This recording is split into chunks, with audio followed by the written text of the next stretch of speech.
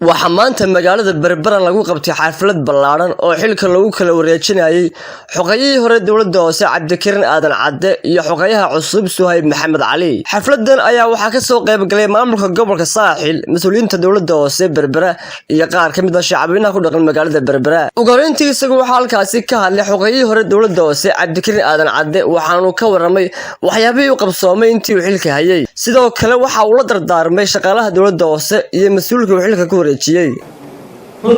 farxad iyo sharaf bay ii tahay inaan maanta halkan ku wareejinayo xilkii xogayaha fulinta dawladda hoose magaalada Berbera oo ah magaalada aan ku dhashay, aan ku dhaqday, aan ku dhistay, aan ku dhalay anigoo u soo shaqeeyay muddo 5 sano iyo 10 bilood. Farxadda waxay igu heliyaa inaan ku faraxsanahay inaan hayaan dheer oo wax qabad ka mid ahaa qaybna ku lahaa sidaa daraadeedna xilka qaranku maadaama uu meertay aan soo dhawaaniyo mar labaad walaalkay Suhayb Maxamed Cali.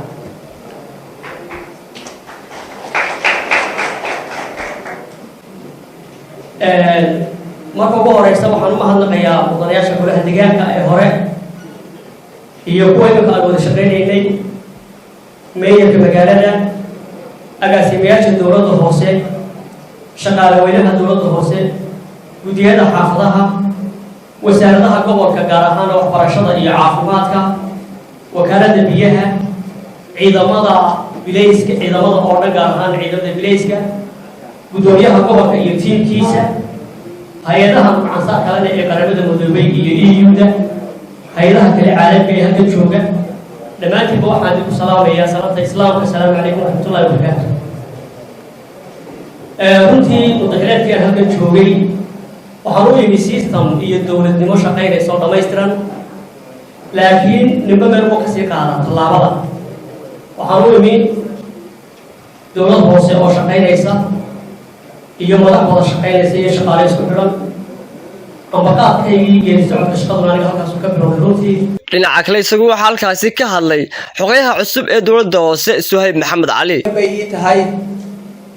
inaan mar labaad nasiib u helo inaan ka mid noqdo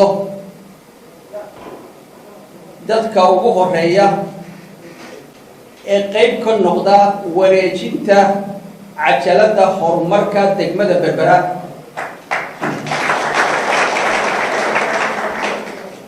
waxaan hor Ilaahay ka markhaati kacayaa isbeddelka guud ee duleed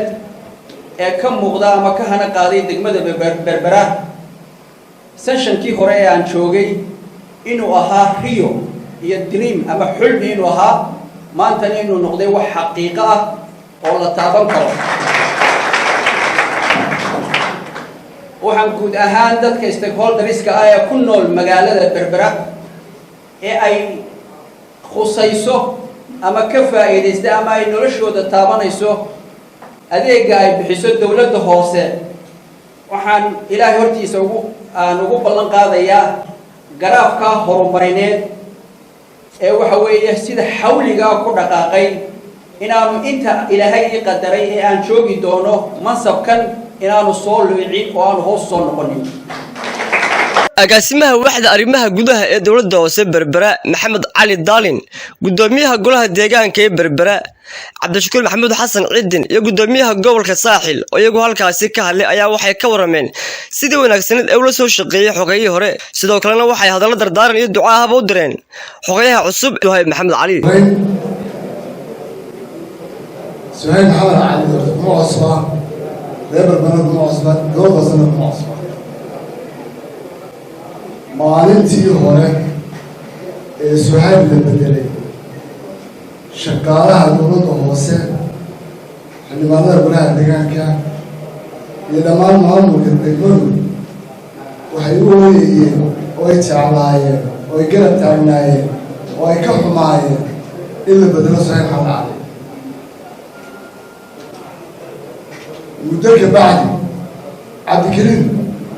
bedelka nala soo bedelay maanan jeclayn. sababta aan u jeclayn waxay ahayd Suhayb baa nala shaqeeyay annaga oo shaqadii si fiican u hay oo nula dhacsanay.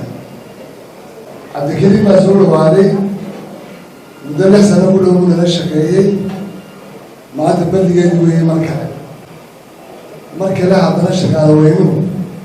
dhammaantood waxay la ooyayaan cabdikariin haddana badalkiisa ilaahay baa wax bedela qadarka isagaa iska leh awoodda kawnka isagaa iska leh mar walba isbedelka wixii yimaado waa lagu diya samaara soo dhoweynayaa suhayb inkastoon jeclayn cabdikariin 6 sannadan la shaqeynayay haddana adiga waxaan jecelahay inaan kaasii jeclaan doono waayo dadkeenna waxa ku yar inay wax garaan ama wanaagga sheegaan ilaahay ha barakeeyo suhayb si raganimo leh sharaf leh karaamnimo leh islaamnimo leh ayuu xaqii xuquuqdii u lahaa cabdikariin u kale ama ilaahay ha ku barakeeyo ama ilaahay ha ku karaameeyo ilaahay waan kaaga baryaynaa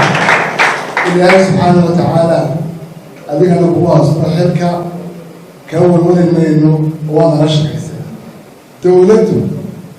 waa hanaan dowladeed oo qaranku leeyahay oo inoo dhisan oo shuruucyo nidaam isma jirjiro xilka iyo mas-uuliyaddu isma jiro maayirku wuxuu leeyahay roob xeer bacdi xogayaha wuxuu leeyahay roob xeer bacdi waxaad arkaysaa awoodaan qofkii lahaynoo meel kale la keeni xogayaha cusub iyo xogayaha horeba waxay ku shaqeynayaan intuu sharcigu awoodda siiyo roob siiyo maayirku ma qabto shaqada xogayaha mana qaban karo haweenuna awoodda maayarnimo ma qaban karo waayo dee xeerkan oo kale markaa isbedelka labada xogeeye waxay ku shaqeeyeen kuna shaqeyn doonaan wixii xeer u yaala ee sharci loo yaala waa xamse jaamacere telefishinka caalamiga badda cas 24 TV magaalada Berbera.